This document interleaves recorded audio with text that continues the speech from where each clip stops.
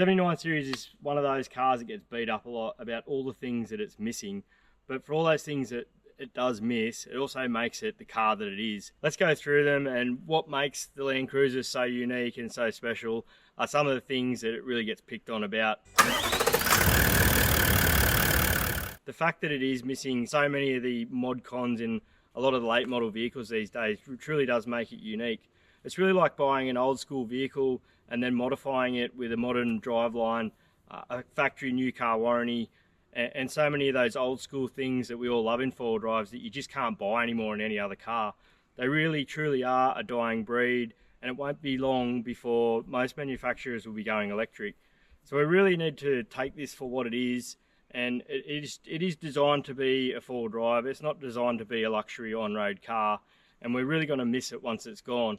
So let's have a look at all the things that make the Land Cruiser 79 Series so special and so unique in a market flooded with pretty much all the same style of vehicles.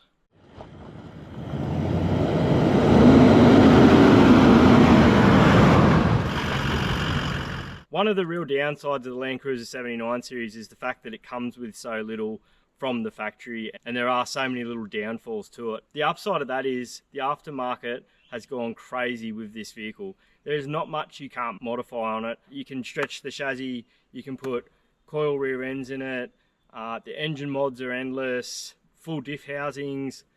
There's just so much you can do to it as opposed to any other vehicle to truly make it yours. And there's not really two on the road that are the same, because everyone modifies them to their taste. So it truly does make it a unique vehicle. The mechanical package it rolls off the showroom floor with is something that really gets beat up on a fair bit.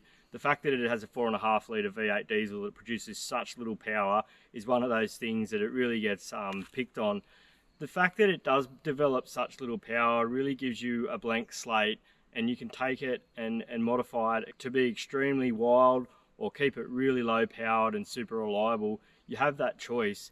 Whereas with a lot of the other modern utes, and they come out with a smaller capacity engine but make even more power, you really have to wonder, are they pushing too much out of such a small motor?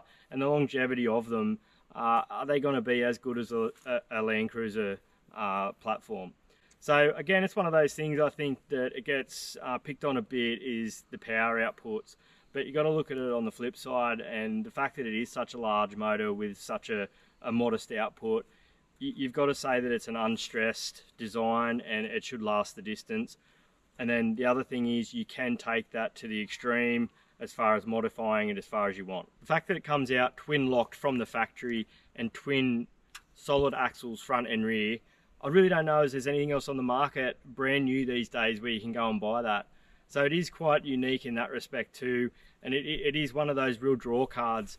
So yeah, it doesn't ride the best, leaf sprung, solid axle vehicle, but that's your upside. You've got such a solid driveline, such a unique driveline that you just can't get in any other vehicle. The other thing to consider in years to come when we look back at this vehicle, was this the last one? You would have to think that all the major manufacturers would just about be done producing and developing diesel engines. What's in this, and probably your 300 series Land Cruiser and all the other modern diesel utes, that is probably the last development or major developments in diesel engines. The way electric is progressing forward, whether you agree the electric vehicle is the right way to go or not, I think it's happening, and it's something that's undeniable. So we've got all the major players, Ford, GM, plus heaps more, are starting to already sell an electric vehicle overseas. And then you got the likes of Rivian, which are a complete startup company, and they have started their electric vehicle based on an SUV, which is quite capable. There's going to be arguments about range and whatnot. That's for another video. The hardcore facts are that these and a lot of the modern four-wheel drive diesels that are on the market now are probably nearly the last of their kind. So we should enjoy them, and take the 79 series Land Cruiser for what it is, and it's just a great four-wheel drive. A lot of the drawbacks that everyone speaks about, again, are what make it so attractive. Just going to take a quick break here, guys, to show you the quick fit brackets, including heavy duty attachment points. It is as easy as what it looks on screen. The heavy duty attachment points also offer a handy tie down point. I'll put a link at the end of the video so you can go and check them out. Righto, let's get back to it. So everyone says how expensive the 79 series Land Cruiser is. they're just not anymore. Recommended retail price on these and what you can drive them out the door for is so relative now as everything else has gone up around it. It is probably a bargain if you're after a proper bush-ready four-wheel drive, twin-locked, twin solid axles, ready to take bush, no nonsense. You get the things you need and nothing else. You get electric windows, you get air conditioning, you get hands-free. Really, what else do you need if you're heading bush? As a day-to-day city car, no way. There's no way I'd own it. But if you're wanting a four-wheel drive to head bush in, there's not really anything else that could come close to it for reliability and all the features you really need when you're getting off the beaten track. So I'm not saying that this is the best four-wheel drive in every circumstance and suits everyone. Everyone is different, I agree. I just think, you know, I've been guilty of it myself. I'm beating up the 79 series Land Cruiser a bit, and they get so much time on social media. There's Facebook pages dedicated just to, you know, picking on the 79 series, which, you know, if that's your thing, you really need to find a new hobby. It's just time to point out some of the obvious reasons why you would buy a 79 series and own a 79 series. And for me, it's just a little bit of history, and I'll look back on this and go, how good was the 79 series? And, you know, some of the adventures we had with it will really stand out. It will be unlike any other car on the road, which it already is now.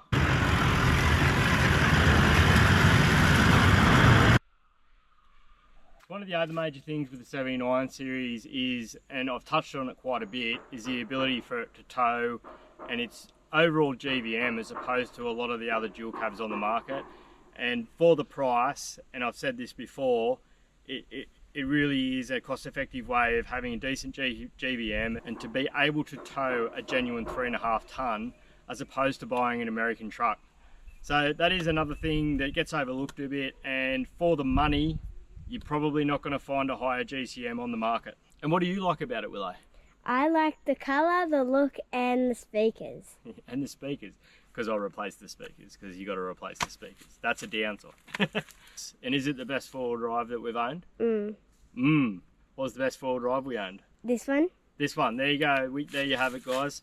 From a 10-year-old girl, it is the best four-wheel drive we've owned, so it's a winner. So to go along with what I said about the being able to tow 3.5 tonne, the way the engine delivers the power makes it super relaxing on the highway.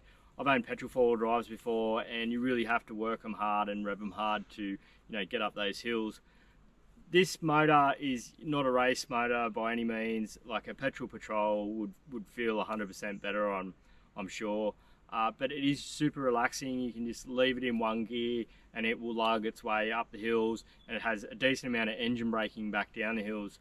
So as a towing platform, for the money, and I've said it before, I don't think there's much out there can top it other than an American truck. So we're going to touch on the fact that it is a Toyota, and you cannot argue with their reliability. If you're going to go touring Australia in a car, there's not much out there that would have more parts availability than the Toyota Land Cruiser in any platform, really. The 79 series probably more so, just for the fact of the mines. I've used them for so long. So the ability to be able to get parts anywhere in the country, the fact that they haven't changed in so many years. When I got the Clearview mirrors to fit to the car, it said on the box they suit from 1984 until current. What other vehicle on the market would have a product like that that would be able to fit such a massive range of years where they haven't changed the body, like a major component like a door? It is always referred to as a downside, the fact that they haven't changed. But if you're after a robust, rugged touring vehicle, it is really an upside. It just means parts availability is so much easier. I'm done. Okay, Dad. Hurry up. What you gonna say? So nothing I've said in this video is really biased. These are just the facts. And I think a lot of the downsides that people talk about are truly the upsides, and why us owners of 79 series Land Cruisers buy them, and why people out there want them. So you can take this video how you want. I have just highlighted all the downsides. But like I said, for us, they're upsides. So don't forget, guys, you only live once. Get out there and enjoy it.